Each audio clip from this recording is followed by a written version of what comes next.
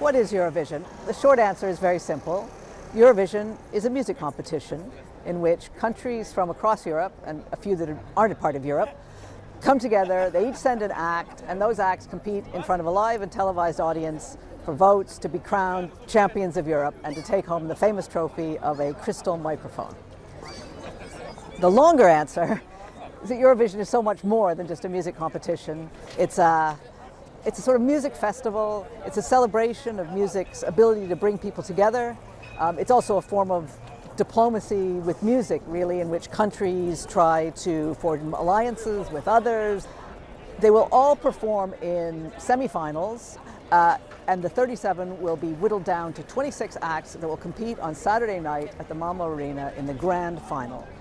This year, acts that are being talked about and that bookmakers figure have a good chance include a Swiss singer called Nemo, who has a great operatic song called The Code. Nemo would be the first person who identifies as non-binary to win, so that would be quite a landmark for Eurovision. Another hot favorite is Baby Lasagna from Croatia, whose song Rim Tim Taggy Dim is kind of Eurovision encapsulated, really. Russia was a long-time Eurovision contestant that was kicked out of the competition in 2022 after it invaded Ukraine and hasn't returned.